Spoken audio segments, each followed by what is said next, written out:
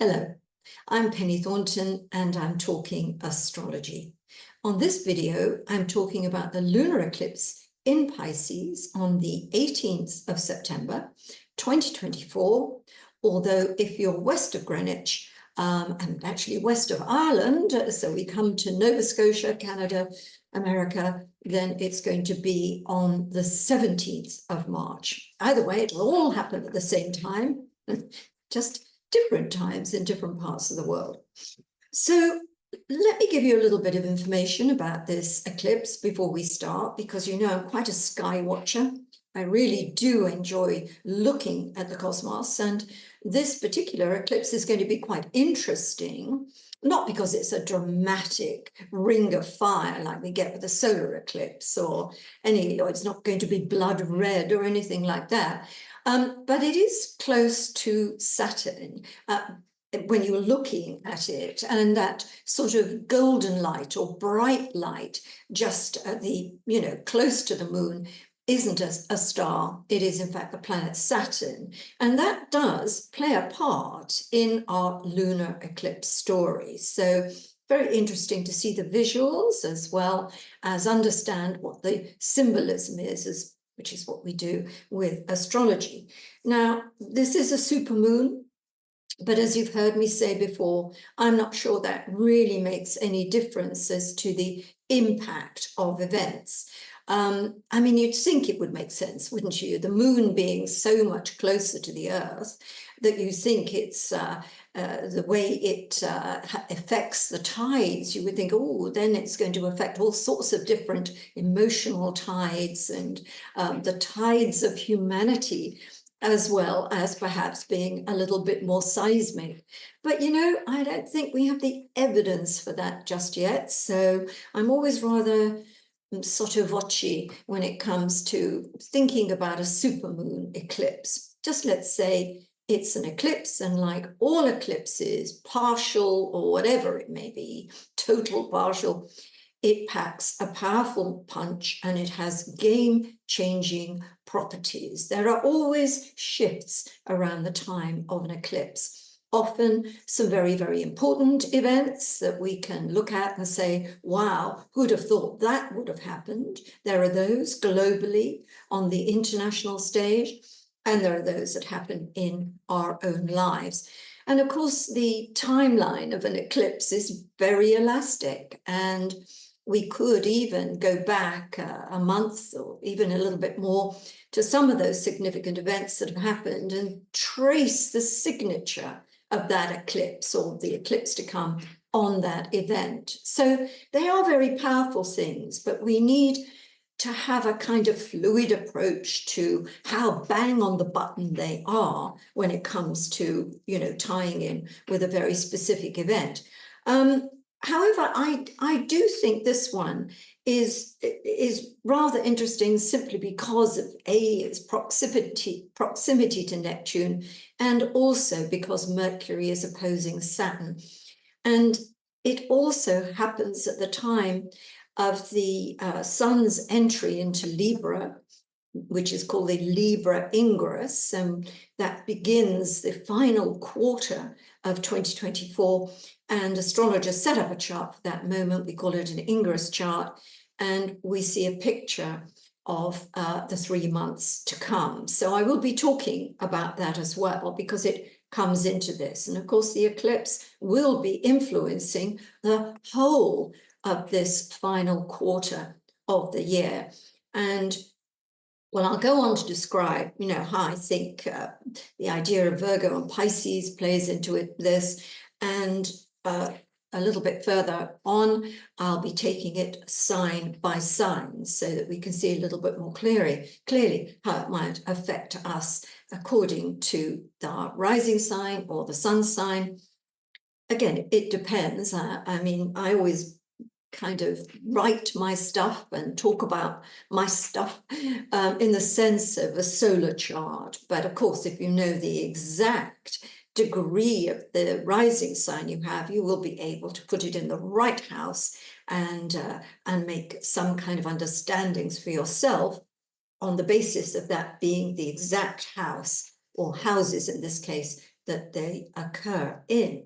So this eclipse, as you'll see, or this eclipse horoscope, I have set from the perspective of Dubai. Now, don't get all excited that I think amazing developments are going to happen in Dubai. The reason that I set it from here is that I really wanted to see that the full moon cutting across the ascendant-descendant axis, and so we could see it quite clearly. And we could also see how close it was to Neptune. And that's the reason I chose Dubai. And also, I do happen to have a couple of my very, very favorite people living in Dubai, and you know who you are. So let's have a look at this. And as you'll see, I've drawn configurations in this because it is really important. As what I've shown certainly in the full moon chart on the 19th of August, which was exactly square Uranus. And we saw there were 3 really big configurations there, and it was a very powerful full moon, and we are going to be seeing the effects of that flowing into this next quarter as well. And of course, it took place at the time of the Democratic Convention, and there was a lot of things going on at that particular point, quite celebratory in some ways, but in other ways, there was this sense of a really big battle to come. And I think we could see that in that chart. So here we have new configurations. We've got the Sun trining Uranus, trining Pluto. That is what we call a grand trine. So there is a really nice sense of harmony about this lunar eclipse. What we can also see is because at full moon, the moon is opposition the sun, that the moon is sextiling Uranus and sextiling Pluto. So instead of a grand trine, we now have a kite. So a kite is a very, very strong configuration. Like all configurations, it does produce events and developments that are very intense, because what you've got are the planets involved in a configuration all resonating at exactly the same time, because they're caught up in a configuration. So while we look at the kite and think that this configuration is a very positive one, and it shows that, let's say it was in an individual's chart, you happen to be born with a kite, there is a sense that you've been born with something very specific to achieve in your life, and you do have some great natural ability for something. You may even feel as though you are destined to be somebody, and you may often feel throughout your life that things happen that are unusual, extraordinary, and do seem to be not exactly God-given, but they are strange enough to make you think, oh, something's going on here. So we can translate that and look at, you know, this lunar eclipse and what it means, and just that idea, hello, something's going on here. It isn't just ordinary. It isn't just this event here and that event there. It seems as though there's a design. We have a geometric configuration. It is a design. And I think all of us will question the circumstances that we find ourselves in, as is this part of a bigger plan? Is this a design? Or we might be looking out and seeing in the various countries in the world, when big and game-changing events take place, we might think, ooh, is this part of a much bigger design? And I think that comes out really, really clearly when we look at this particular configuration. Now, because this lunar eclipse is conjunct Neptune, we have to bring Neptune into the story. And Neptune is a very nebulous influence. It's very difficult to get hold of. It's like taking hold of air. You can't get hold of it. It's something you can't get hold of. But more than that, Neptune is inspirational. It's divine. It takes us into the realm of the divine. But that is so close to madness. Divinity and madness are part of the same kind of area of life, if you like, which is why you get divine geniuses and you get mad geniuses. So we're always on the edge of madness, even though it could also be on the edge of great enlightenment. It's a difficult, difficult line to straddle between those two things. So we could look at this from a very spiritual perspective and say what is going on is good for us as humanity, because we are maybe becoming aware that we are spiritual beings in a material world, or we are going to become aware of the things that are betraying us as humanity, whether that means our human behavior, or whether it means something a little bit more specific than that. Whenever we look at Neptune, we've got themes of betrayal, we've got themes of disappointment, of being let down, of being betrayed. And again, let's look at this idea with a lunar eclipse conjunct Neptune. This idea that this will be part and parcel of the story of this eclipse, the sense of betrayal. And that will be part of our news stories wherever we are. And I think just prior to this, we did have in America this indictment against Russians who were clearly spreading stories through the Russian media, if you like, out to influencers who may have been completely ignorant that they were being fed information by a Russian source, but that's what was happening. And of course, it's come to light and action has been taken on it. So that's a pretty good example of when we see something like a lunar eclipse conjuncting Neptune. The idea of loss and sacrifice. This is something I'm going to be talking about in my conclusion, but I do want to mention it here because this eclipse, this lunar eclipse, its focus is the moon in Pisces, but the sun is in Virgo. And this is known as the martyr-savior axis.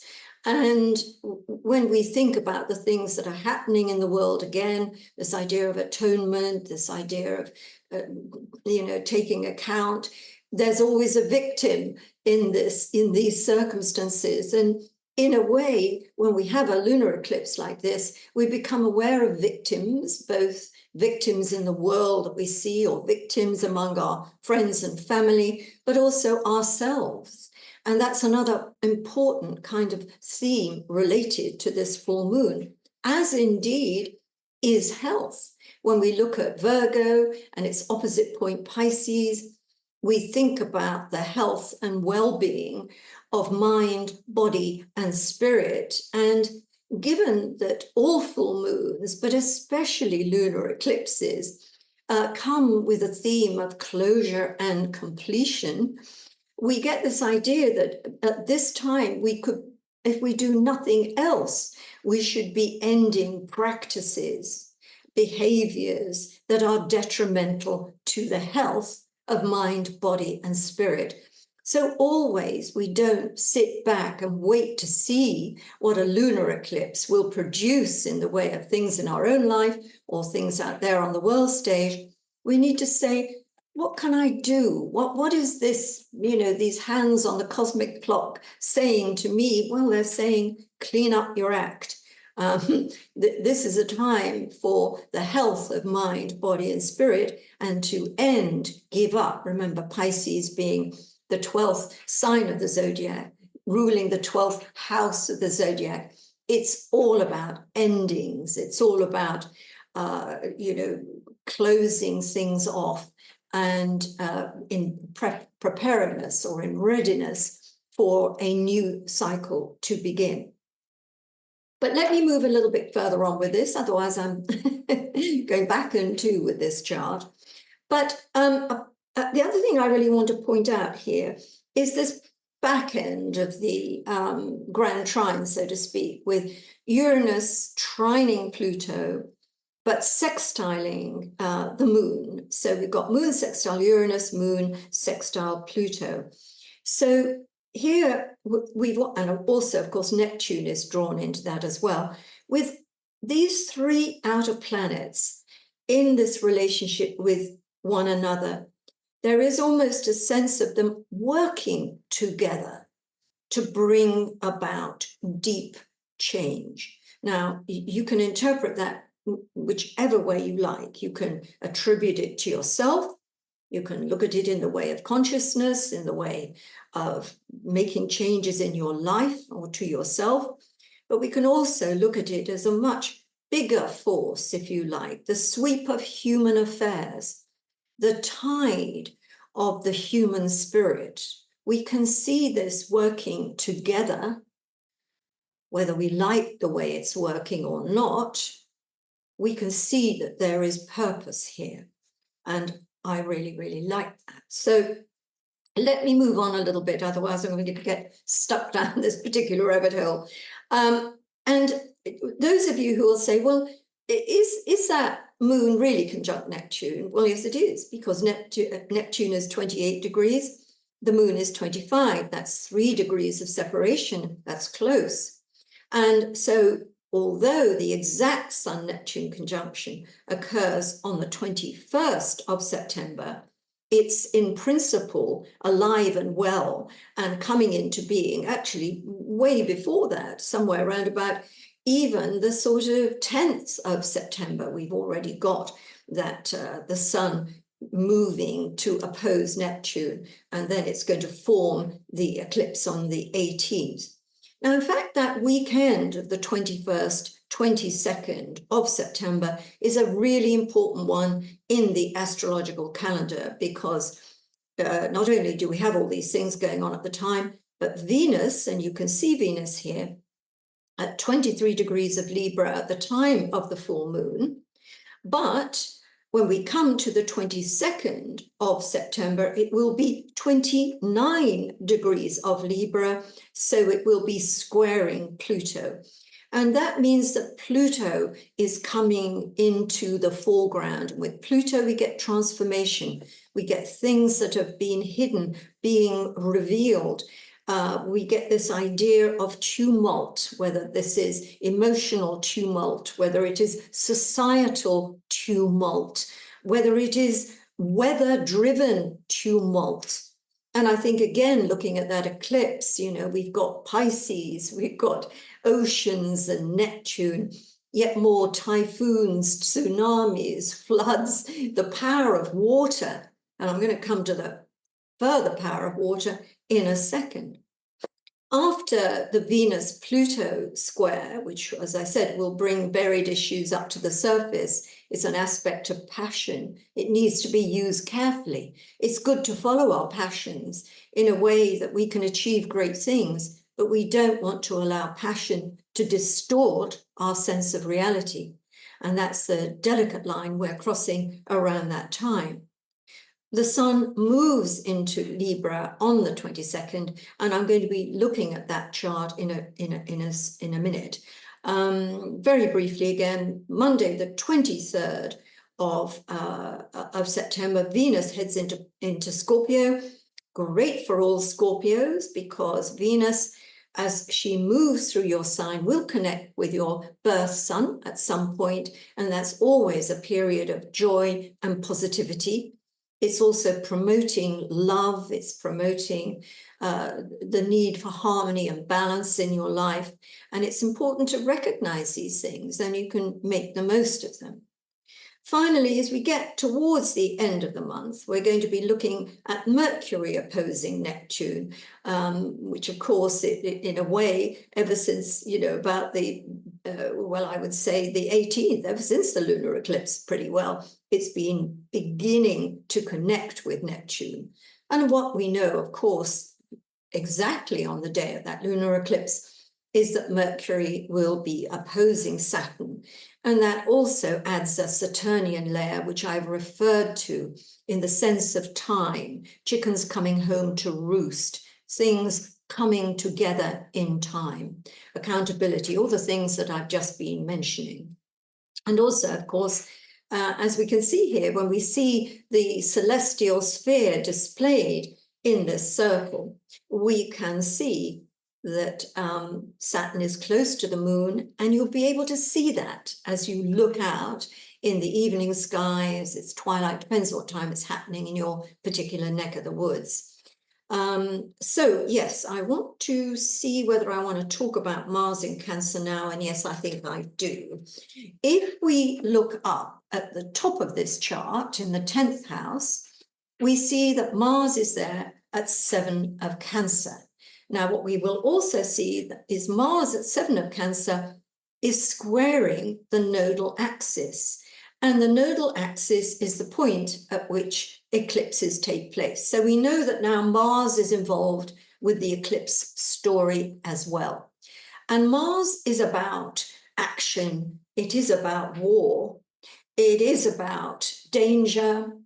It is also about the right for justice. In a funny kind of way, all wars are fought because one side or the other feels they haven't got what is justifiably theirs. So we have this idea of justice here as well. So I think it's quite a dangerous point in the year. And Mars will go on to, well, I mean, there will be other aspects. The sun will square Mars, and that also will bring out the kind of bellicose quality of Mars. And we've got more than enough wars and conflicts going on in the world. Some of them are political conflicts, whether you want to look out and see all the various governments battling with legacies that they didn't want, whether you're looking in France, you're looking in Germany, you're looking in the UK. And it is a battle, you know, really. And Mars in its very strong position is showing us that. What I also should mention at this time is Mars is going to spend a very, very long time in Cancer. It's actually going to spend 7 months in entirety in this sign. Only there will be a period where it's broken up by Mars moving into Leo, and Mars will move into Leo from the 7th of November through to the 6th of January.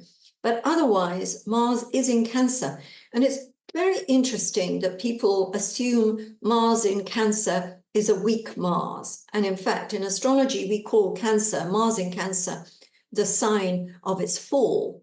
Oh, is that right? Let me get that right. Exaltation, fall. Yes, the sign of its fall. And people assume that's a weak Mars. But there can be no such thing as Mars in a cardinal sign ever being weak. Remember, the cardinal signs are the doers. The cardinal houses are the doing houses. This is where action is taken. So Mars in Cancer is an action-packed Mars. And if you're born with Mars in Cancer, as indeed I was born with Mars in Cancer, then you'll know full well that it doesn't mean you are somebody who shies away from tackling situations and being brave and fearless in certain situations, or being athletic, or, you know, those kind of things. And, you know, the cardinal signs, as I say, are the doers, but it is surprising how many leaders of countries have Mars in Cancer. So never for a minute think that's a weak Mars. It very, very definitely isn't. So I want to sort of put that away for now and turn my attention really to the Ingress chart. So just to refresh our memories again, an Ingress chart, there are 4 Ingress charts. The first one of the year is called the Aries Ingress, happens when the sun enters Aries on and around the 21st of March. And then we have the Cancer Ingress, which happens around the 21st of June. Then we have the Libra Ingress around the 21st of September. And then finally, we have the Capricorn Ingress, which is or falls around the 21st of December. And these are all 0 degrees of the cardinal signs. And you've just heard me talking about the importance or the significance of Mars in a cardinal sign. It's more active, it's more doing. So, you know, the cardinal points, like the cardinal points on a compass, are key points. And if you have anything at 0 degrees of a sign, it's very powerful.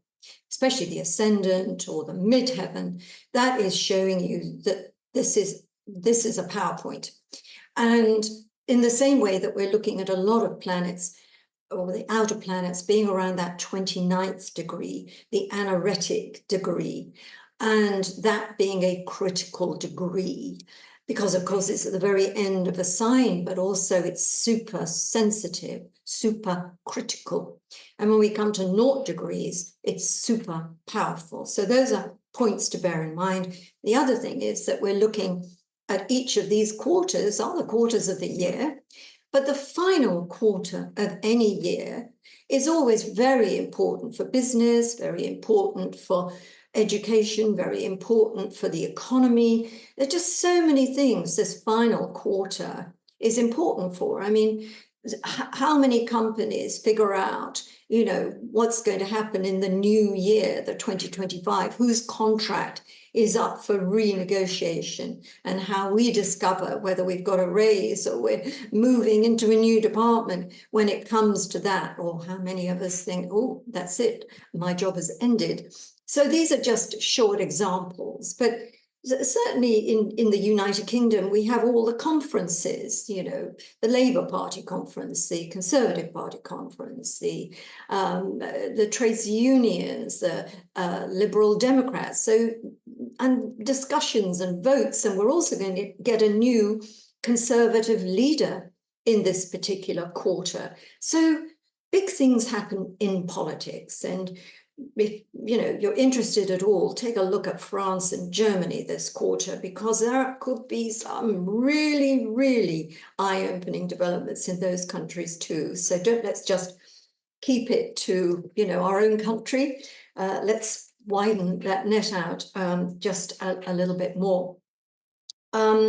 So let's have a look at the first Ingress chart that I want to put up. And this particular Ingress chart is set for Washington. And the reason I decided I would first of all look at Washington's chart is because, of course, the election is set to take place in this quarter on November the 5th. So we wanted to see, or I want to see, you know, what indications there are of, you know, how this might pan out and what the basic trends are. Obviously, where the sun is supremely important, because that's showing you the area that's going to be of importance. So the 12th house is all about religion, by the way. It's also about secret societies. It's about the great unconscious mind, the sea of the unconscious mind. And in a way, when we look at 12th house, we always think that there are things we can't see because they're so deep underwater, they are hidden. And this says to me that this quarter will be ridden with conspiracies. And as we saw when we looked at that lunar eclipse chart, there is a purpose behind what's going on. And it seems as though we're going to be seeing a lot of things happening in this quarter that sort of say, oh my goodness, look at these machinations stemming from this situation. Look how it's changing the you know, the way we always looked at this thing, that person, whatever it is. So I think there is a lot of espionage factors still going on. That's why the sun is in the 12th house, whether it's America doing a lot of espionage, or whether it's America being the focus for a great deal of espionage, WikiLeaks, whistleblowers, all that kind of thing coming out and, you know, and shocking us. It's also about health, as I explained, sun, you know, the 6-12 axis. And, you know, we don't know yet whether any of these viruses doing the rounds are really going to gather strength and become more difficult than we thought. But with a chart like this, that's certainly something we need to consider. The other thing here that I want to look at, well, actually a couple of things, but one of them is the Mars, is the Moon-Uranus conjunction. Because, of course, regardless of wherever you are in the world, the sun's entry into Libra happens at one time. It's just according to your time zone, the clock will say something different. So every single country will have a Moon-Uranus conjunction for this quarter. And the moon represents the people. So we're thinking here of this idea of, the people, Uranus revolting. These are protests. And so we can certainly see there's going to be a lot of protesting going on by the people during this particular quarter. And of course, we're looking at it from America's perspective. And we can see quite clearly how that is brought out, especially when we look here at Pluto on the IC, Pluto in the 6 o'clock position, 29 of Capricorn, only 5 degrees from the IC. We can see here that this is a very transformational period. So things are going to be totally transformed, totally turned upside down. So does that relate to the election? Well, it might.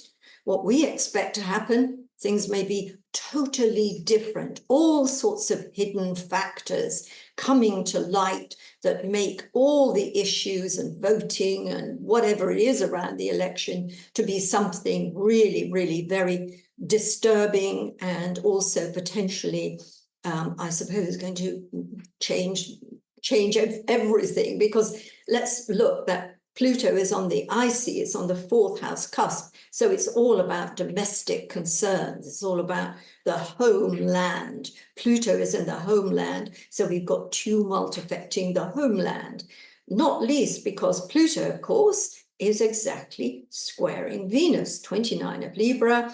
Venus is the ruler of this chart.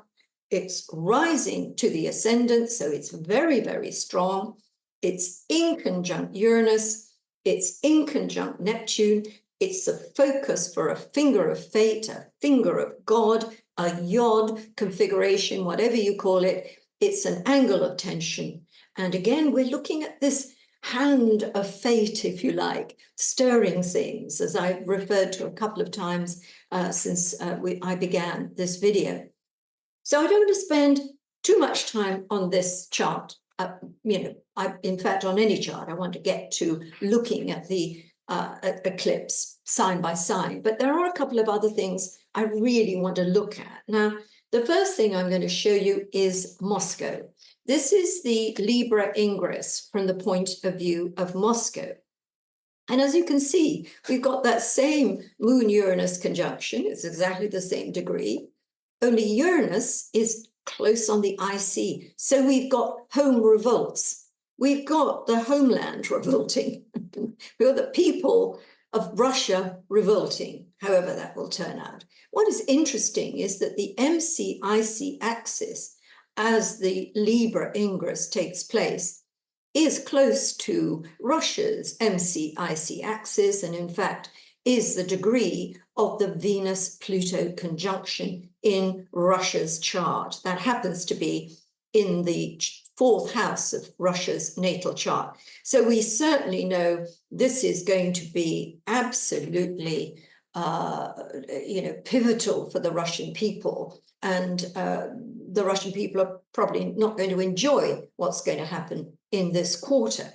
Now, I was quite interested here to look at the position of the sun in this case. This is the sun's entry into Libra, and from the perspective of Moscow, which is Russia, we've got it in the 8th house, and of course it's sun opposition Neptune. And I thought this was really a very interesting factor, because straight away my thoughts were that this is going to affect the economy, and very specifically the way other people, other countries, other nations, other economies, it's their actions, what Russia receives from their financial connections. And 2 things, when I did my research on this, came up, that in fact, Russia is encountering troubles now with borrowing, even from China. And so there is a sense that, regardless of superficial things, the Russian economy is really a damaged economy. And I even came across a whole article on the Russian economy being the economy of death, the death economy. How typical for an 8th house Sun Neptune opposition. And this is really in reference to the amount of men, women who have been killed in the war with Ukraine. And it's called the death economy, if you like, because the families of those who have lost in their men in the war, or their people in the war, the state compensates them. So there's quite a lot of people doing very well, or much better than they would have done otherwise, out of this economy. Right? I thought that was very interesting. And I do think it's reflected in this chart, except to me, this is showing a lot of loss. So is this a lot of a loss of life, or is it, and I think Russia's already lost 600,000 men and women. I don't know how many it is. It's a lot. And so this, again, is showing me that this is a very, very difficult quarter for Russia. So let's leave that one aside. It's definitely not peace. Look at that Mars before I go. Have a look at that Mars on the descendant. That's suggesting Mars on the 7th house cusp is about other people in your life. And in a mundane chart, as we're looking at a country, it's other people, other nations attacking you. So I think this is not good for Russia. And we'll wait and see, of course, how it pans out. But last but not least, let's have a quick look at Israel, because that's another nation really in the spotlight right now. And have a look at this chart. Here we've got Pluto sitting on the ascendant, and Uranus, of course, on the IC close to the moon. So we can see that this is going to be a really tumultuous period for Israel. Now, hasn't it already been? I hear you say it will be almost a year by the time this lunar eclipse takes place, since the Hamas massacred all those people. And of course, that was the springboard to the war, which is still ongoing. So I think we've got two things we can look at here. We can look at the idea of Pluto transforming the whole picture, so it all changes, and let's hope that means it changes for the better. But we're also looking at the moon conjunct Uranus on the IC, which says again about the people and the homeland, up in arms, in disruption, at war with itself. That's what we see by that moon-Uranus conjunction. And in the same way, we've got the sun here in the 8th house. This suggests that Israel's partners are losing. They will lose partners. So whether this means their own finances are in a bit of a pickle because of the war, or whether it means that certain countries are withdrawing funds and support, not necessarily money, but support. And I think that is something that we need to look at as well. And as I said, I don't want to go on too much about it, but, we've looked at Washington, we've looked at Moscow, and now we're looking at Israel. And we can see that these centers already of conflict, America, conflict really in politics, and with Israel and with Russia, we've got real war, armed combat. We can see that this is reaching something of a crescendo in this quarter. So let me move on now and take this sign by sign, so we can start to see a little bit more personally what it all means. And again, let me just stress that you can take this from your sun sign. You're a Cancer, you're a Leo, whatever you are, and look at what I'm saying about Leo. Or if you know your exact rising sign, and the degree of it, then you will know exactly which house it falls in, and you need to look at that interpretation.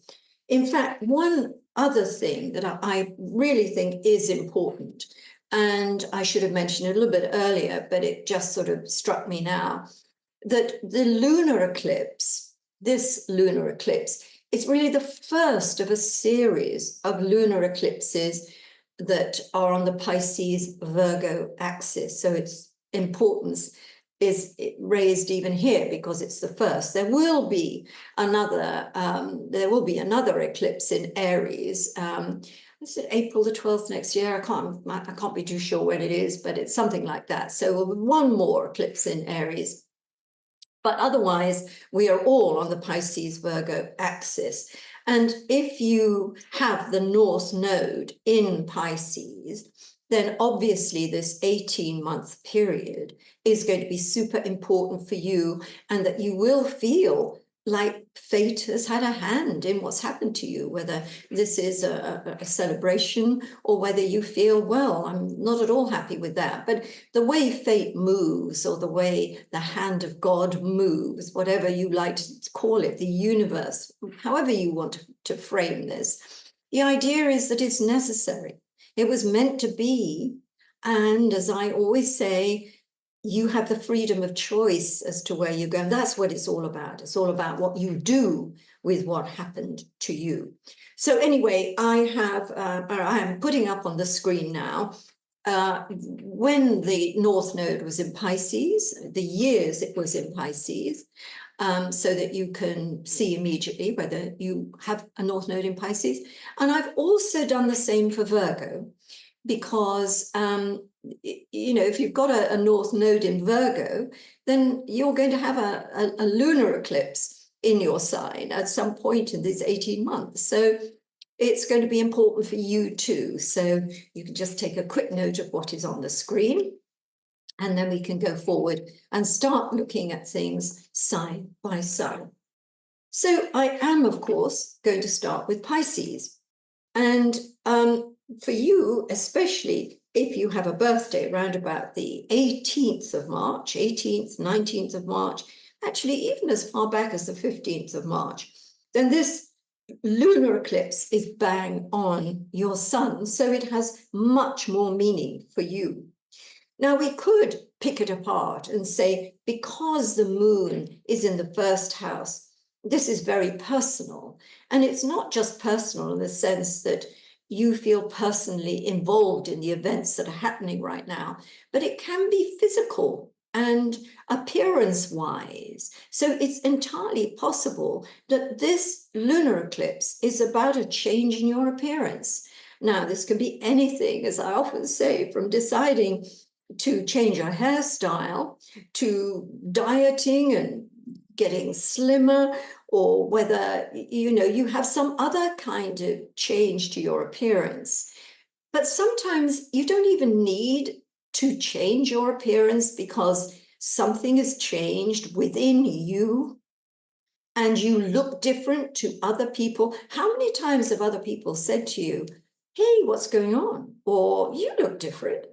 And it will be because something has happened in your life. Just take a single instance. When we fall in love, I mean, we look different.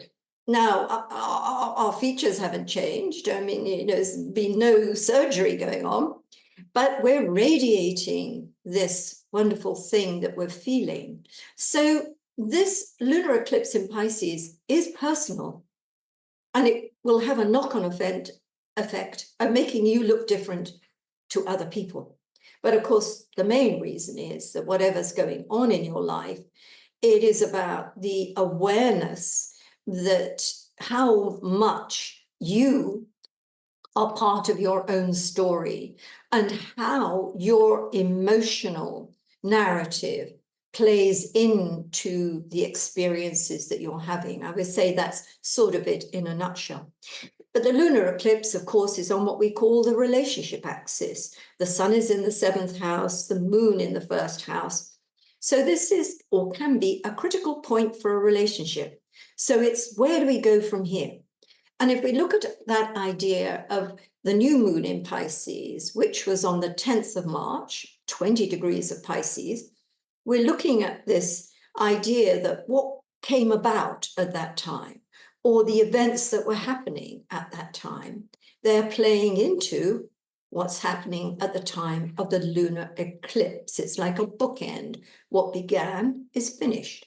And this often applies to a relationship. And of course, because the timeline of an eclipse is elastic, a relationship could have ended recently, or it will end in the near future. Or that ending doesn't have to be a sad ending. It can be a celebration in that you've decided to get married, to get engaged, to move in together, to celebrate your union, to make more of it. We're always dealing with closure and completion. When we're looking at full moons and with lunar eclipses, it's closure and completion with knobs on. So those are the things we're looking at. And I think, too, when we see Mercury opposing Saturn in your sign, this is a big decision time for you. And I would stretch it out a little bit before the 18th to a little bit after the, well, even going into October, just before the solar eclipse in Libra, that you're going to be making some really important decisions. And the decisions that are made for you are going to affect you very personally. So let's move on to Aries. And for you, of course, you are the first sign of the zodiac, and Aries rules the first house. So this lunar eclipse is taking place, or the moon itself is in the 12th house, and the sun is in the 6th house. And you will see that I was talking about this when I looked at the chart of the Ingress viewed from America's perspective. We had all that going on really with both the idea of health. We talked about viruses. We also talked about conspiracies. We talked about treachery. We talked about things happening in secret that we don't know about. Now, technically, I suppose if the sun was moving through the 12th, we would say, oh, this is a really, really strong message being given out. It's there, but it's not quite as strong because the sun itself is in the 6th house, which puts the focus a lot more on duty, responsibility, on work, on one's life purpose. In other words, this is a point. I think it was in my last, on my last video, I talked about the importance of duty, the duty of love, and the love of duty. And you're really getting this played out very strongly at the time of this eclipse. Doing the duty of love, or doing or loving the duty that you have to perform. Both those things are appropriate to you in terms of this lunar eclipse. I mean, it may be a time when things come to a bit of a head. So certainly around the time of the eclipse itself, I probably want to cut down the amount of things you're doing. Don't burn the candle at both ends. Don't do a lot of work and then go out and play, because you're likely to have a result.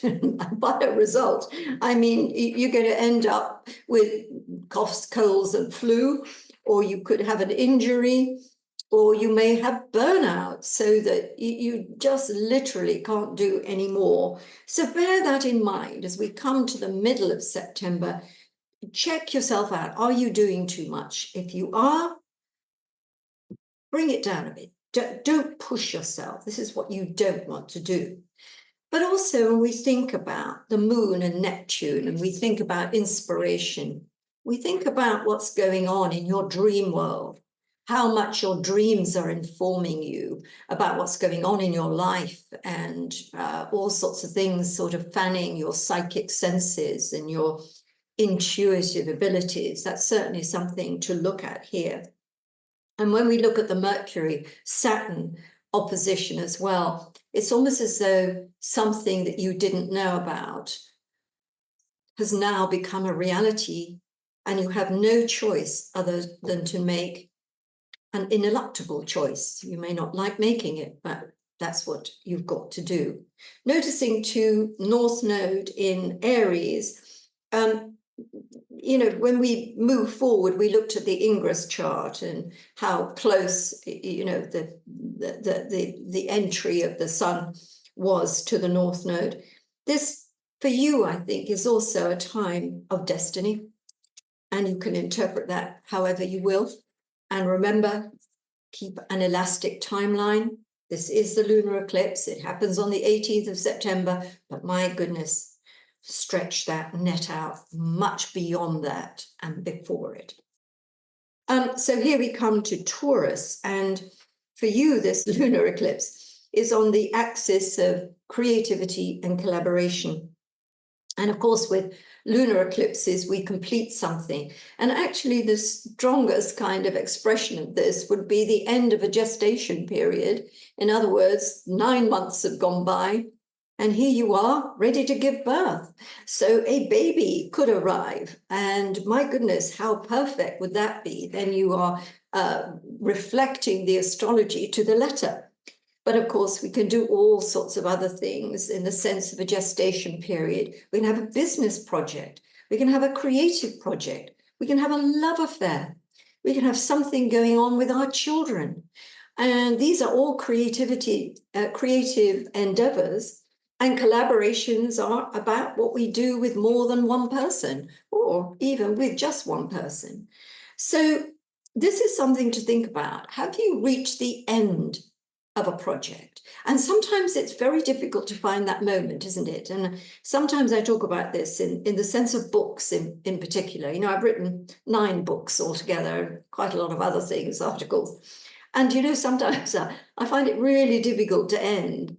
It's like, oh, I'm going to be lost without this project. Oh, is this really the last possible word I have on this matter? So it's quite a good discipline to be able to say, I've reached the end of this. That's it. I'm nailing my colors to the mast. It's done and dusted.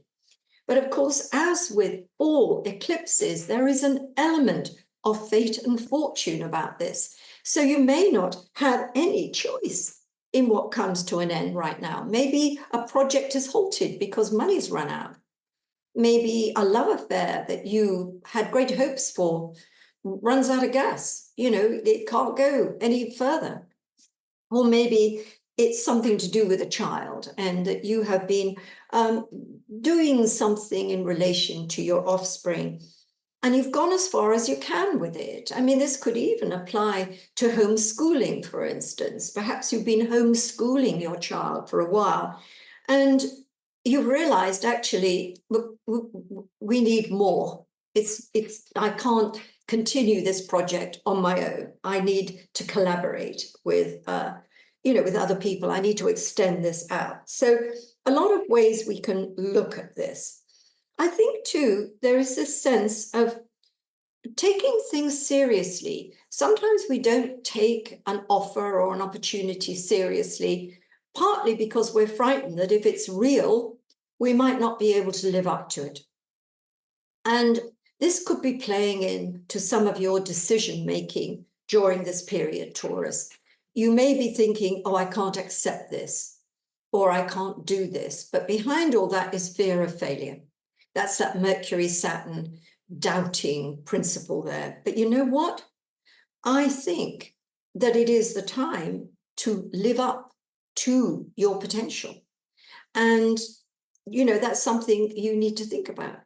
And I also think, thrown in here, but again, it's not going to apply to every Taurian, there may be something to do with authenticating a child. Does that mean adopting legally? Does it mean doing something that puts a stamp on your role in a child's life? And I think that could be in there as well. But whatever it is, Taurus, you know, you've got a lot of things also going on in your life and in your astrology. We've got a lot of Uranus taking place, as you well know. And in fact, the full moon coming up in November, mid-November, the 15th of November, is in your sign, and it's right up close to Uranus. So there are a lot of changes coming in the future, and it may actually be a very, very good idea to tie up loose ends now and to end projects so that you're a little bit freer to see what's going to come up in the next couple of months. So if we look at Gemini now, Whenever we've got a full moon or a lunar eclipse in another mutable sign, and Pisces is a mutable sign, and so is Virgo, you are a mutable sign, it's much more impactful. And on this occasion, we've got the sun at the very base of your chart, is in the 4th house. And of course, this will be the same if you have Gemini rising. The lunar eclipse is on the 4th, 10th axis. It's the axis of life direction, home, family, roots of life, foundations of the future on the one hand. And then we've got your material world, your place in the world, your standing, your ambitions, your life ambitions on the other. So it's a very, very important axis. And it's completing something. So obviously we could take something like a house sale or the end of a time in a particular place. So you're saying, okay, that's done. I'm ending the cycle of being here and I'm going somewhere else. But of course, other things can come to an end. And when you think about family, how many families do you know that are in conflict? There's somebody not speaking to someone, there's division. And so this lunar eclipse may do one of two things. It might actually bring people together. So you say, it's over, we're done with all this non-speaky, all of that hostility and chills, we're done with that. Let's remember we're a family and bridge our differences. So that lunar eclipse will help you do that. But on the other hand, it could take it in the other direction so that something within the family that you've been trying to negotiate, trying to deal with, and not terribly successful, we have this lunar eclipse and it's like, oh goodness, well, that's it. We're now really on opposite poles. Well, it is what it is, and this happens to families, it happens to nations, it happens to nation against nation. We reach a point where what's been going wrong, really, we have to accept that at this point in time, there is no further we can go at this point in time, and that's the thing to remember. But also we could be looking at the end of a job, whether you decide, you know what, I'm done with this, I want to do something else, or whether you're retiring. I mean, it would be appropriate on a lunar eclipse to retire from work completely and say, oh, that is a big chapter of my life at an end. And now I'm going to do something entirely different. But there can also be parental stuff in this one as well.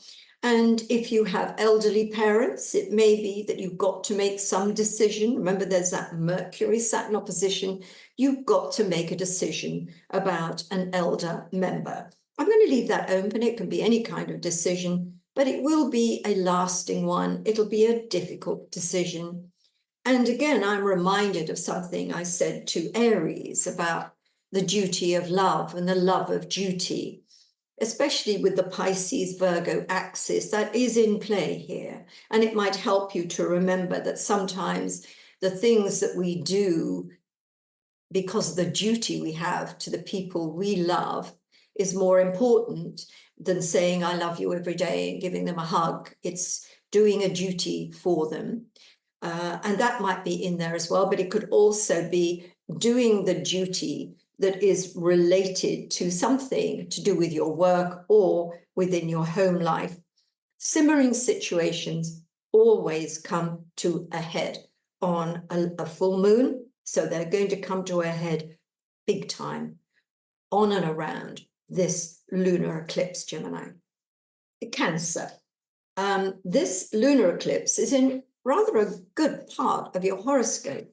Of course, when we look at your sign, the full moon, the moon itself is in your fellow water sign, which is in harmony. And the sun is in Virgo, and earth and water go very nicely together.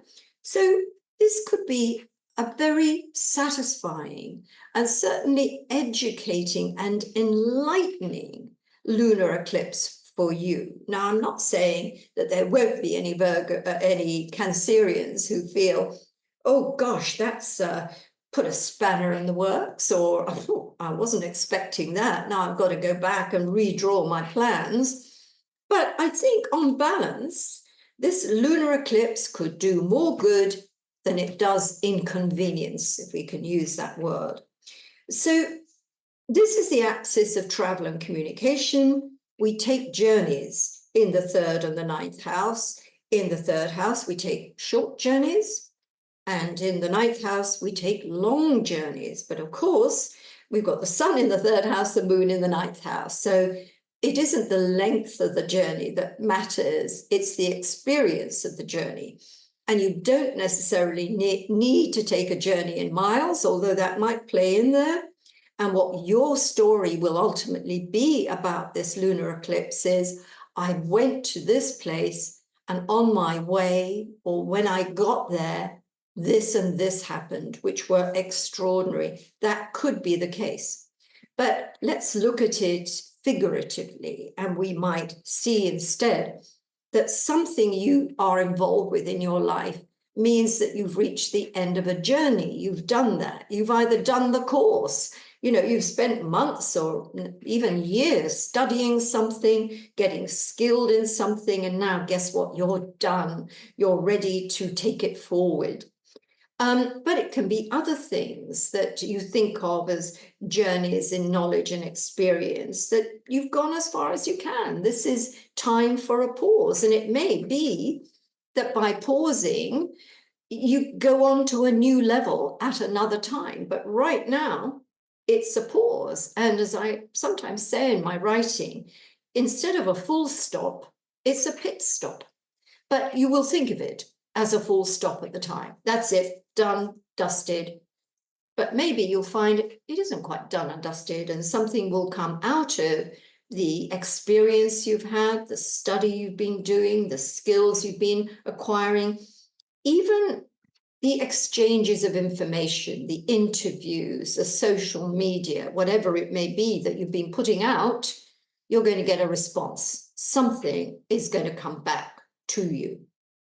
Now, in a way, when I think about the sign of Cancer, you're a very cautious sign, and you really don't like taking leaps of faith. It's not something you like doing. You rather know where you're going, what's going to happen, and exactly what time it's going to happen. But occasionally, you do have to take a leap of faith. And I think with the moon conjunct Neptune, there is a sense of divine inspiration working, and you should follow those hunches, that inspiration, and take that leap of faith. There's also the Mercury-Saturn opposition to consider, and I think that has to do with a legal matter. So it may be that you take a matter and go legal with it now. It's something that you've been considering, and now you think, right, the only way forward is legal. But it could be that you need some legal authentication. Maybe you need to trade, and you need to have some kind of official stamp on it. So you need one of those kind of agreements, or it may be that you're going to sign a contract, something like that. There's a sort of sense of completion here, which I think, again, looking at the angle this is in, it's rather a good kind of connection. And I hope, and maybe you'll tell me, you'll come back and say, you know what, that lunar eclipse did more good than it did harm. But certainly the things that I've mentioned are very well worth putting in your thinking cap. And so here we come to Leo. Now, at the moment, Leo, the sun is moving through Virgo. It's moving through the 2nd house of your solar chart.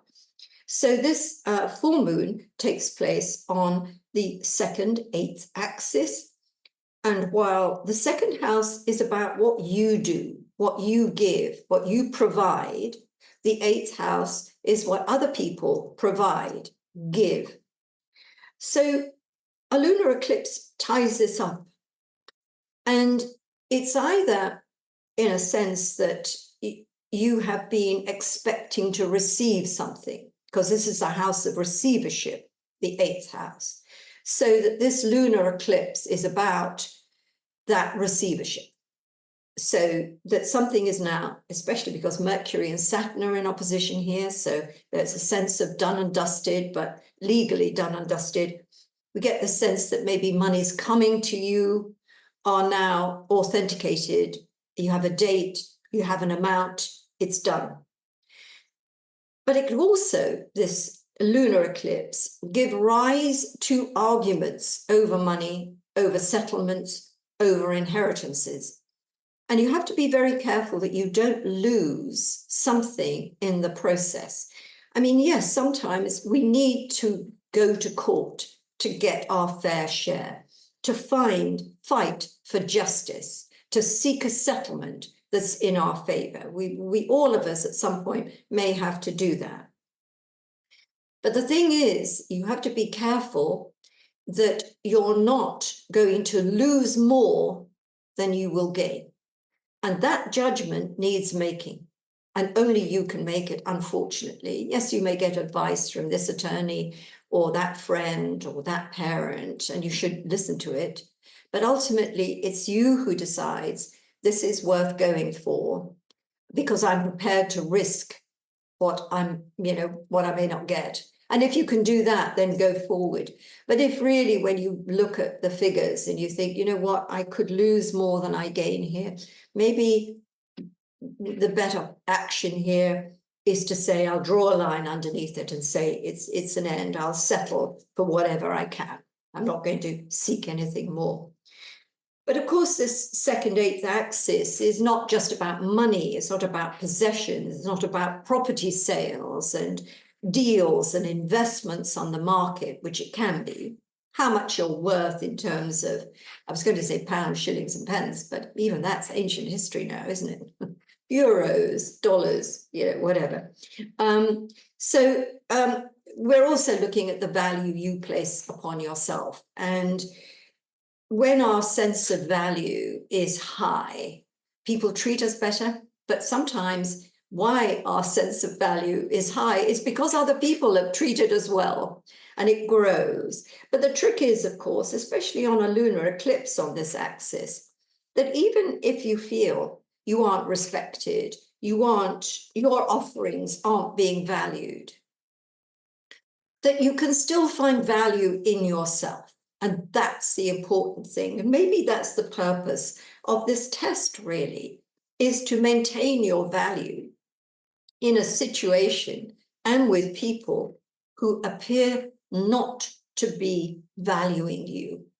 So that's the whole issue, Leo, for you with this lunar eclipse and these at the 8th, 2nd houses being involved. Virgo, well, of course, you are part of this eclipse story. The sun is in your sign, the moon is in your opposite sign, and if it is your birthday on the 17th, 18th, or 19th, but certainly the 17th or 18th, then you've got this lunar eclipse, not just on the day, but it's part of your solar return. It sets the stage for a year ahead. So we would be looking at a year of closure, so that even if at the time, September the 18th, September as a whole, October, you can't think of a single thing that has come to a conclusion, that finally it's done and dusted. During the course of the year, this will be a theme. You will be signing on the dotted line. There will be contracts exchanged. There will be things that you will be saying, that's done, it's over, I'm not doing that anymore. There will be endings, some of them happy endings, some of them not so happy endings. But as with all endings, they give rise to new beginnings. And if we can retain that thought, it means we have a better way of dealing with things that we really never wanted to come to an end. It's just the idea, look, life begins in a new way. You'll be on a new journey and a new set of experiences, and that's going to be great and good. This part is ended. But we look at the immediate time, whatever your birthday in the time of Virgo, and we see this as a very important moment, an eclipse, the sun in Virgo, the moon in Pisces, and yes, closure, completion are in there for everybody. And the relationship axis is involved. So that we've got either a relationship reaching a point where you are ready to move to a new level, so that you are ready to go into business together, you are ready to form a legal partnership. And especially with Mercury in opposition to Saturn, there is a strong legal side to this. So during the course of this time, you may decide to go legal. And of course, that means marriage as well, or property, whatever it may mean, that means a relationship is now more formalized. But of course, it can also mean an ending, so that you've reached the end of a relationship. It can go no more. It could be the end of a love affair, maybe something that began around the time of the new moon in Pisces on the 10th of March. Around that time, events have led to where you are now. And it's always interesting to look back at the new moon, which was the beginnings, and the full moon now, which is the ending, and see how what's related. How can you link these two time periods? How can you link the denouement that are happening at this particular stage? With the moon and Neptune, we see clearly this element of sacrifice, and I'm going to be talking about sacrifice in my conclusion, so don't miss that. But I think, you know, life is made up of little sacrifices, isn't it? Oh, well, I'm not going to eat that chocolate cake. Oh, what a sacrifice is that? But hey, guess what? A moment on the lips, a lifetime on the hips. Was that Joan Collins? I can't remember. But anyway, whoever it was very wise. So there can be those kind of sacrifices, and there can be others, which means, you know, I give up here. I can't go forward with this anymore because too many people are being damaged. And again, I refer back to this idea of what I was talking about on my previous video, the duty of love. How important is the duty of love? When we love somebody and we're prepared to do our duty by them or for them, that shows love. Maybe something we don't want to do, but we do it because we love that person. And it is the love of duty as well, of actually recognizing that the acts we do are, you know, are devotional, and we gain a certain holiness by doing that. And I think that's something else you might like to ponder on as you think about this particular lunar eclipse. But don't be surprised if someone goes out of your life, whether you have an argument with that person or they move to a different part of the world, however they go, and you think, oh, I never thought that would happen. That's often the phrases we utter when we have a lunar eclipse in a pretty important part of our horoscope. So on to Libra, and the sun for you at this time that I'm talking to you is in the 12th house. And the 12th house is a part of the chart in which we prepare. Now, I've talked a little bit about Saturn in Pisces and this full moon in Pisces, just in general terms, that we're taking accountability, that we are tying up loose ends, we are closing up things. And that's quite powerful in your case. And the more consciously it is done, the better. To actively decide to end something, particularly those things that are detrimental to you. And I talked a little while ago generally about the Pisces Virgo axis that applies to health and the things that aren't good for our health, the health of mind, body, and spirit, and dental health as well. Don't leave that out of the mix. So the idea is that we know full well things that are detrimental to us. And so ending that on a lunar eclipse would be such a powerful statement that you are ready for a new cycle and you're getting rid of the things that are hampering your progress. But the 7th house, the 12th house is also a very spiritual and religious area. So there may be a religious experience, a spiritual experience, or maybe your religious beliefs and your spiritual beliefs are going to be tested. And who knows what the outcome of that is? You are a free spirit. You have choice.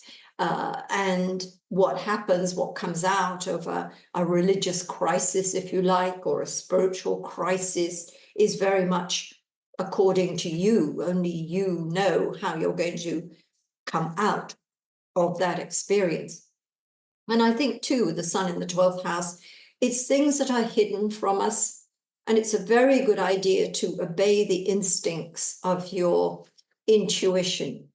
Is your intuition telling you something? What did that dream really show you? I've got a niggling feeling that something is wrong. That's important. That's part of our body, especially health-wise. And I should talk about this really in a general way, but I'm saying it to you, Libra. Is this idea of our gut. You remember, you hear people talk about the gut brain. It's really that the gut has a link to the brain. And this is why we talk about a gut instinct. This is why sometimes our gut tells us something. There's a reason why we have these expressions. And I think really that this is a time to listen to your gut, both in a real level. I'm thinking about the microbiomes that are in there and feeding them, nourishing them, getting healthy, as well as obeying our gut when it comes to feelings we have about people or about situations. And I think this lunar eclipse is full of things going on at this important time, which are flooding your unconscious with information. You need a lot of rest in order to be able to unravel it. And rather, as I said to Aries, your opposite sign, you need to, days before the eclipse, cut down on your schedule, take more rest, make sure you get 7 or 8 hours sleep, because you want to make the most of this lunar eclipse. You don't want to go down the tubes, have burnout or get a nasty cold or something. You want to be healthy and well and allow this eclipse to do its work. I think, too, Libra, you're reluctant to make a decision.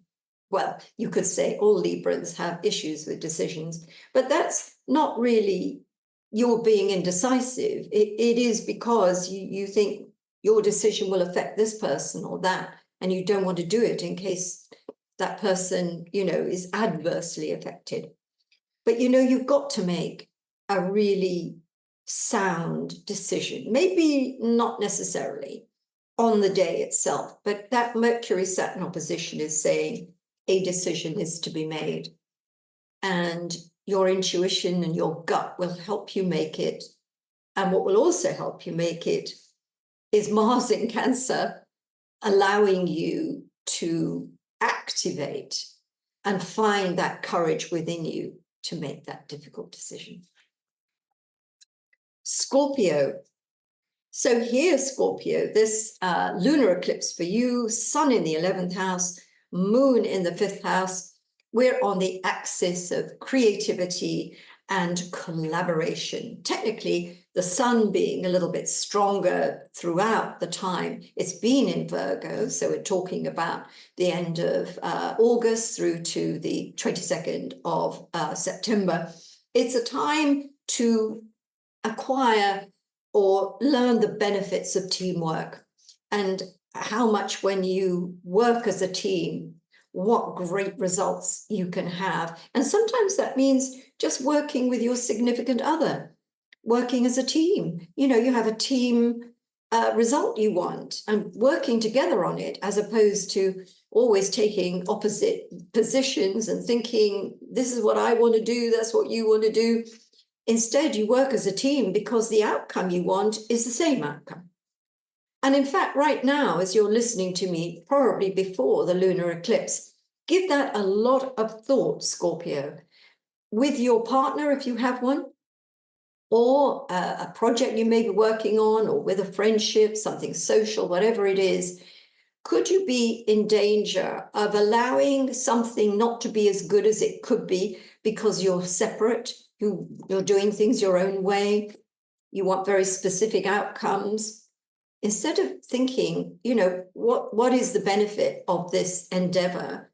And if we can join together on the outcome we both would like, we're going to be formidable. And there's the same in teamwork. And lots of businesses now have team operations. So maybe you're out doing one of those, you're out in the outback or where you may be with a whole lot of people who are usually sitting in an office with, and suddenly you got to work as a team. Well, it's all good practice. So that is a kind of literal expression of what this lunar eclipse is all about. It's like working as a team.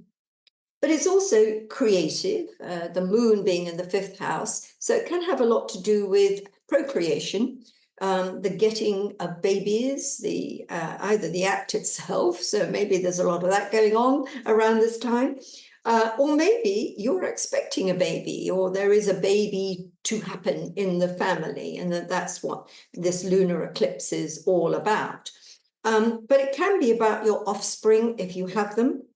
And it may be that you're involved in a project to do with your offspring, or there is some participation involved with your offspring. And this lunar eclipse will sort of clarify everything, bring it to crunch point, hopefully a successful point. But even if it is unsuccessful, it allows you to think, where do we go from here? And new beginnings follow. It may be that a project is completely finished, maybe something's happened and there's no further for that love affair to go, that creative endeavor to go, but out of it will come new ones. And that's the way to think of it, even if there's a certain amount of regret and sadness at the time. The Mercury-Saturn opposition certainly adds a layer of legality to stuff. So it may be that you need to put something on a legal footing here. It may be that if you've got a creative project, you need to categorize it in some way, or authenticate it, or get all sorts of legal factors about it correct. And it may be that if you've got a creative project, someone gives you a verdict on it. You've done something, it's up for review, and people come back to you and say, it's great, or needs work, whatever it may be. We've got that in there as well. But I think, Scorpio, if I want to give you a piece of advice, I mean, it really does go back to the idea of teamwork. It really does. It's the idea of putting the project or the situation ahead of your personal little me, your ego needs, sharing, pulling together. That's going to bring results, okay? So, Sagittarius, this eclipse for you is on one of the most important axes of your solar chart. It's on what I call the 4th, 10th axis. In other words, the sun is in the area of life direction, of work, career, your place in the world, your standing, your reputation, all those things, while the moon is in the area of home, family, the roots of life, the foundations of the future. So it's really, really important. So this eclipse, as I've explained earlier, closure and completion, the end of a cycle. Now, this cycle may have begun in the March time, on that new moon in Pisces, on and around the 10th of March. Or it may go back further than then, but whatever it is, this lunar eclipse is saying, you know what? We've reached the end of something. Now, it could be the end of a house search. Maybe you're looking to find a property to live in, to rent, whatever it may be. And this lunar eclipse is about finding it. You've got it. You can put down roots. On the other hand, it may be there's a bit of a crisis on the home front, whether you've got problems with where you live, which can be structural, or that you've just got problems, things, maybe washing machines failing to work, or you've got some kind of flood in the house, or something that's happening. It's causing a problem. So it can be physical, doesn't have to be, something to do with emotions. But on the other hand, this is the area of family. So we could be looking at a family development, something coming to a head. Now, for instance, if, like many families, there have been issues, there's been something going on that people are feeling, at war about that. They don't feel as though they're on the same page with the rest of the family. So this lunar eclipse could help solve it. Sometimes the ability to come together to resolve your differences, which is what we hope will happen on a full moon, that's there. But on the other hand, it can really bring things to a head. And really, there is no way all of this can keep on going in that form. There has to be a withdrawal of some sort or another. And I think that Mercury-Saturn aspect is in there for that as well. It's sort of saying, maybe it's not just agree to disagree, it's an agreement to go to your separate camps and kind of figure things out separately until there comes a better time when you can come together. It's worth keeping in there, because life goes on, doesn't it? I mean, we sometimes reach a point with someone and we think, oh, no, that's it, it's over, it's done with. But then time passes and we heal, they heal, and the time to come back together again is there. So that could be part of the Sagittarius story with this lunar eclipse. There's also jobs in here. Is it time for you to retire? Is it time for you to end that job and start another? And remember, as I talk generally, a lot of companies make big decisions at this period of the year about contracts, renewing contracts. So you may be up for a change in your contract that will take you into a different department or some other thing. On the other hand, it may be this is the end of the contract and, that's it. You're going to have to look for new sources of income, new sources of work. And, having Neptune in with that full moon does say there is a walking away from something at this time. But that doesn't necessarily preclude the whole thing that we can walk away triumphantly. We don't have to walk away limping. But there is that idea of, leaving, loss, done, that is within this lunar eclipse. Capricorn. This lunar eclipse is on an axis that is one of my favorite in the whole chart. I love it when I have the sun in my 9th house. It means I'm going traveling. It means, widening horizons. I'm going to enjoy this. And I think for Capricorn, who's, a traditionalist, someone who likes to do things with caution and planning, you're not the kind of person that suddenly decides, I'm going off to Bangkok today. Unusual for a Capricorn. You like to plan it. You like to think, what else can I do on the way to Bangkok? What can make this purposeful? That's the way a Capricorn travels. I know to my cost. That's the way Capricorn travels.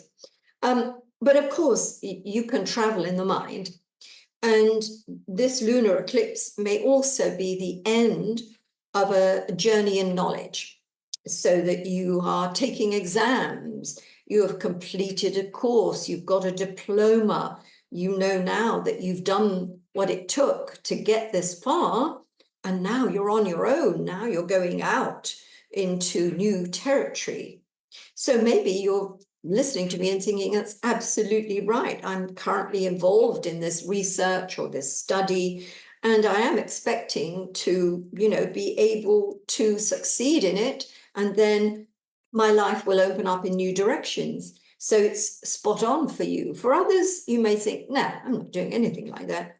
But journeys could take place in this final quarter of the year, because of course we have Thanksgiving and Christmas in this. So you could be planning a journey, or there could be a very, very big journey in the making, quite literally traveling miles. I also think this full moon is about outlook. And there's something about a change in outlook here. And sometimes the way we look at a situation, our outlook in life, hasn't changed, and that's holding us back. That means we're not looking at things with a fresh eye, and that can hold us back terribly. So it's going to have to be a conscious effort for you to look at aspects of your existence and see what is old thinking, where old thinking is getting in the way of your growth and your success. It's being honest about it. And because this lunar eclipse is conjunct Neptune, and it means there is some kind of walking away, that maybe you are going to have to walk away from something that you believed would always be there, or you would always think the same about it, or it would always look the same. It's not going to look the same. And if it doesn't look the same, it's not going to do the same, is it? So there's a lot about your outlook here.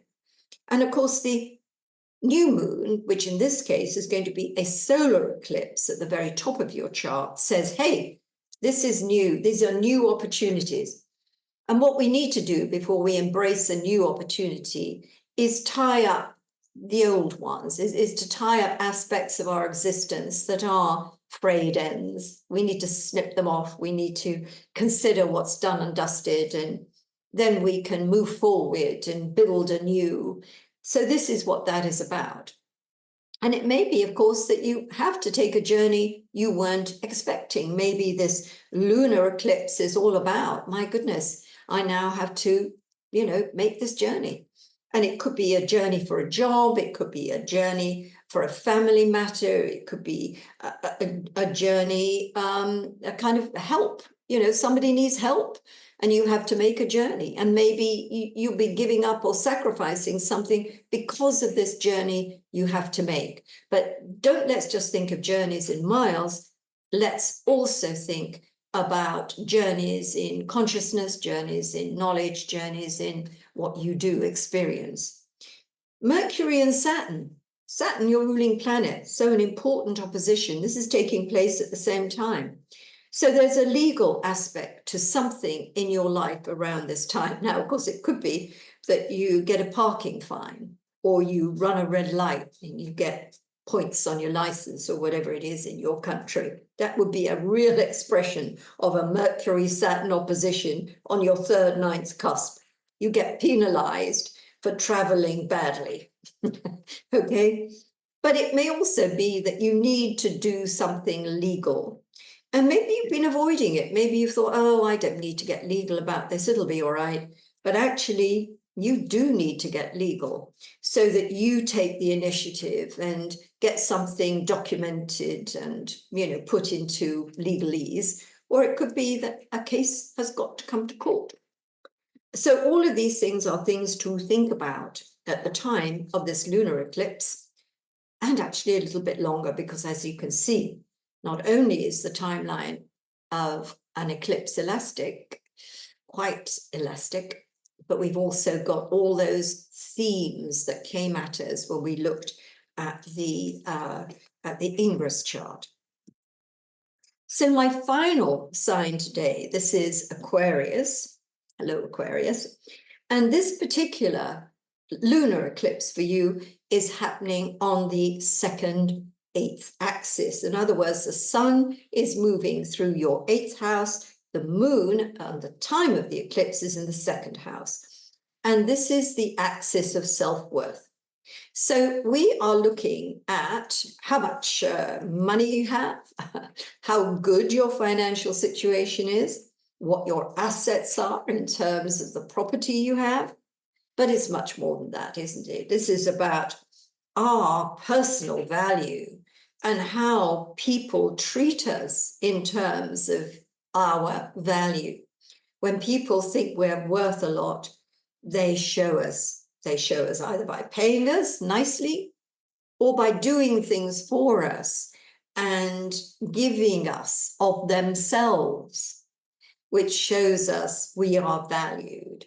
So this is a bit of a crisis about all of this. So you may feel that you're not being valued. Is it that your salary is not, paying enough? You don't have enough income to cover your lifestyle, if you can call your life a style even.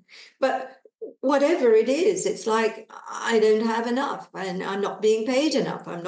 My investments aren't producing enough. My pension isn't giving me enough. Whatever it is, it's a bit of a crisis about money. But it could also be that you receive money and it's the result of a long period of time. Maybe you've been negotiating something, a salary or an inheritance or a settlement, and that settlement is now here. Whether it's something you'll be delighted about or not so much, it just means a settlement is reached. And I like to think that you'll focus on that.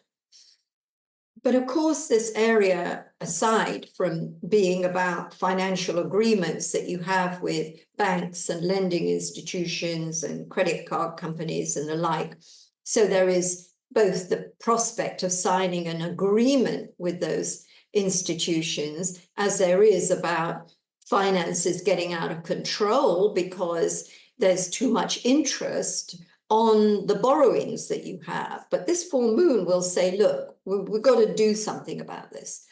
So that's a good thing in the end, because you'll be able to rationalize. And also, I think of this house, and I put the word receivership with it because it's what we get from other people. But of course, we all know receivership means bankruptcy. So I'm not saying you're going to go bankrupt. Please don't think I'm saying that.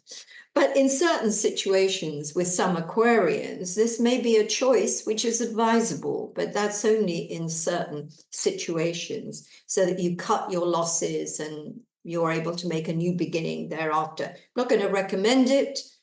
I'm just saying it's sort of in there. I also think, when I talked about self-worth being the value other people place on you, and I think that, are you getting enough from the relationship you're in is going to be a question you'll be asking. Is that person giving you enough in terms of what you expect from them, but also in terms of what you give them? And that can be sexually, it can be emotionally, and it can be financially as well, in terms of a financial aspect of a marriage or a relationship. So this full moon is going to bring all of that to a head. And hopefully, because it's come to a head, you will go forward thereafter with greater understanding, greater respect, and greater remuneration in whatever form that remuneration takes. But there's some serious issues here. And I think sometimes, Aquarius, you have to give way to get what you want. And I think that might be an important part of assessing what's going on at the moment. Is it that you need to loosen up a little bit? You can't have it all, sort of thing. It's not all the other person's fault. There's a little bit of that needs to be in there. Remember that whole thing with the moon in Pisces, Saturn in Pisces, accountability, goes around, comes around, all of those kind of things are in this lunar eclipse. And it's certainly worth a thought, even if actually that's not it at all. But not everything in astrology is about good things. Not everything in astrology supports the view we have of ourselves as being good people. Sometimes, even if we are good people, we can do things that aren't worthy of ourselves. Okay, but I don't want to end on a bad note, Aquarius. I want you to think really of tying up financial loose ends and reaping the benefit of your investments, however you want to interpret that. So everybody, back at the ranch. So here we are, the time of my conclusion. And I have sort of dangled a few ideas in front of you as I've been going through sign by sign, and also at the very beginning of what I was talking about. And this is my central theme. Remember when we looked at Pisces, this lunar eclipse in Pisces, and we also looked at the Mercury-Saturn opposition, Saturn, Virgo, a doubling up of that theme. And we think about Saturn in the 12th house, the final house of the zodiac, the final sign of the zodiac. So it's completing the cycle, and it is right that we review what's been going on the last 29 years, seeing what we can take away from it, that we want to plow into a new cycle, shedding skins in readiness for new skins. But it's also about atonement. It's also about acknowledging where we've done the wrong thing. It's about looking at the things we regret and seeing if we can compensate for that. This is all bound up, not only in Saturn in Pisces, but also this lunar eclipse in Pisces and the Mercury-Saturn opposition going along with it at the same time, coloring it, if you like. But also that full moon is conjunct Neptune. And that brings an element of sacrifice into the mix. And this is, it brings a lot of other things into the mix, which I've talked about, you know, all of the things that I mentioned earlier on. But I'm going to focus on the idea of sacrifice, because I think this is a really important theme with Neptune. And when we willingly and consciously make a sacrifice, which isn't too far away from the idea of doing the duty of love and loving our duty, it's all tied up in this. When we consciously give up something, we are ennobled by it. On the other hand, when we are forced to give something up, we do not willingly would ever even think of giving up. When we have to give up, then that leads to a sense that we are a victim of something.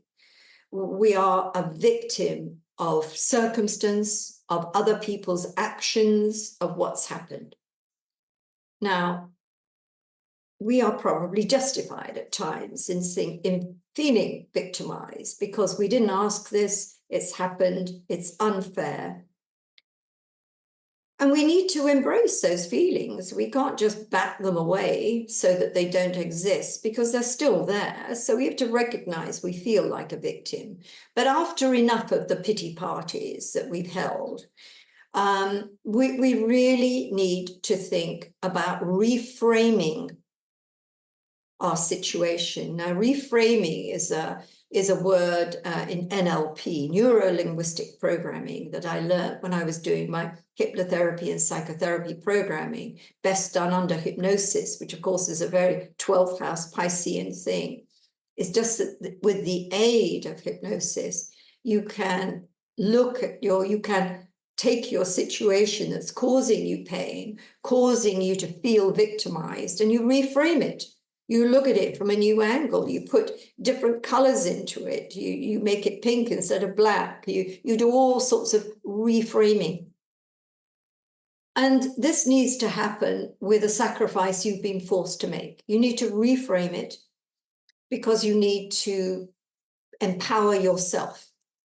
And so in a strange way, this very difficult experience, which has forced you to give up something and not have it anymore, has actually become the tool of empowerment for you.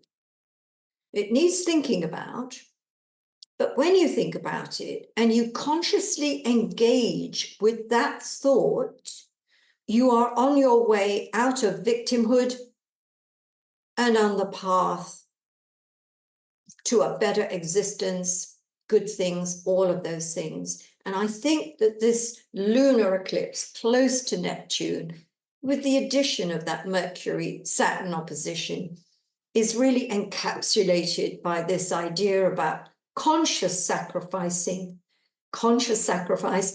being ennobling, and forced sacrifice being disempowering, disenfranchising, and that needs to be fixed.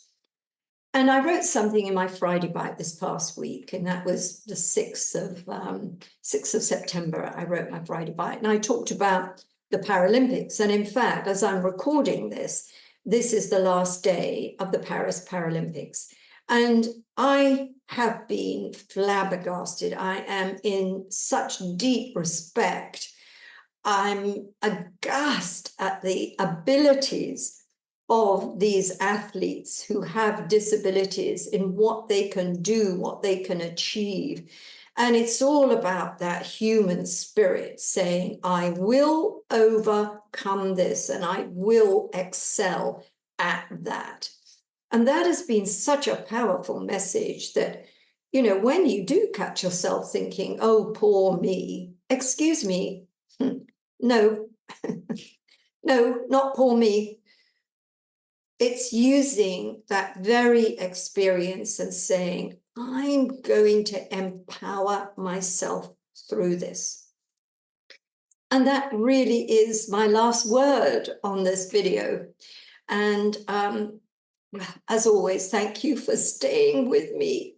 If you've been through this long period with me, or you have taken away from it things that add value to your life and your experience.